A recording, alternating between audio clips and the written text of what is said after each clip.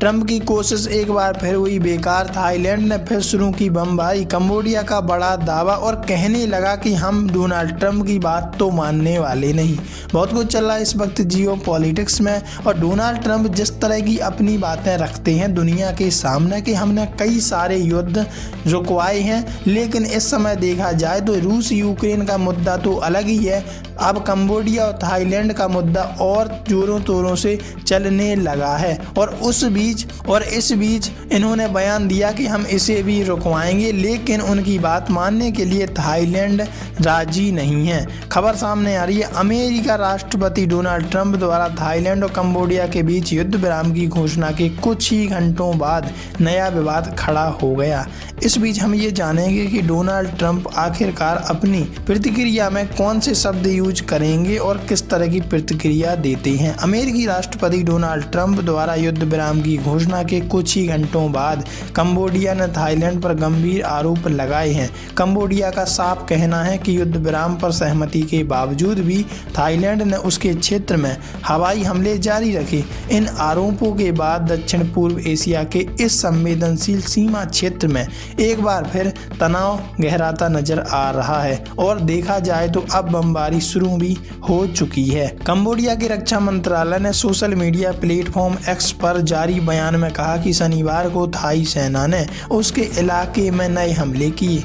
बयान के अनुसार 13 दिसंबर 2025 को थाई सेना ने 2 F-16 लड़ाकू विमानों का इस्तेमाल करते हुए कंबोडिया के भीतर कई स्थानों पर 7 बॉम्ब गिराए। मंत्रालय ने यह भी कहा कि युद्ध विराम की घोषणा के बावजूद थाई सैन्य विमानों की बमबारी बंद नहीं हुई। थाईलैंड की ओर से कोई प्रतिक्रिया नहीं। कंबोडिया के इन आरोपों पर थाईलैंड के अधिकारियों की ओर से फिलहाल कोई आधिकारिक पुष्टि नहीं हुई और ना ही कोई प्रतिक्रिया सामने आई है। हालांकि दोनों देशों के बीच पहले से ही जारी आरोप प्रत्यारोप के चलते हालात और अधिक संवेदनशील बन गए हैं। ट्रंप ने किया था युद्ध विराम का ऐलान। कंबोडिया के ताज़ा आरोप ऐसे समय सामने आए हैं जब एक दिन पहले ही अमेरिकी राष्ट्रपति डोनाल्ड ट्रंप ने घोषणा की थी कि थाईलैंड और कंबोडिया के नेता दुश्मनी रोकने और युद्ध विराम को फिर से लागू करने पर सहमत हो गए।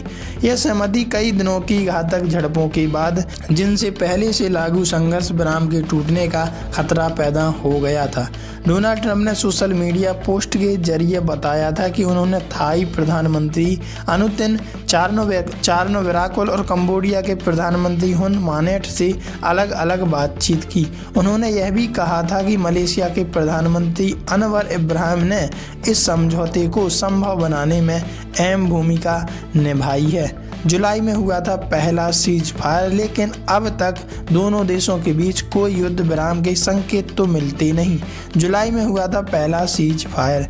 गौरतलब है कि दोनों देशों के बीच पहला संघर्ष विराम जुलाई में हुआ था, जिसे मलेशिया की मध्यस्थता में तय किया गया था। यह समझौता ट्रंप के दबाव के बाद आगे बढ़ा था, जब उन्होंने चेतावनी दी थी कि नियमों का पालन न करने पर व्यापारिक सुविधाएं वापस ली जा सकती हैं। अक्टूबर में मलेशिया में हुई एक क्षेत्रीय बैठक में, जिसमें ट्रंप भी शामिल हुए थे, इस समझौते को और विस्तार से औपचारिक रूप दिया गया था। ब्लूमबर्ग न्यूज एजेंसी की एक रिपोर्ट के मुताबिक थाईलैंड ने कहा है कि हालिया हिंसा में उसके 10 सैनिक मारे गए और दर्जनों घायल हुए। वहीं कंबोडिया ने बताया कि एक बच्चे सहित 10 नागरिकों की जानें गईं और कम से कम 60 लोग घायल हुए। इसका भी जिम्मेदार कौन होगा?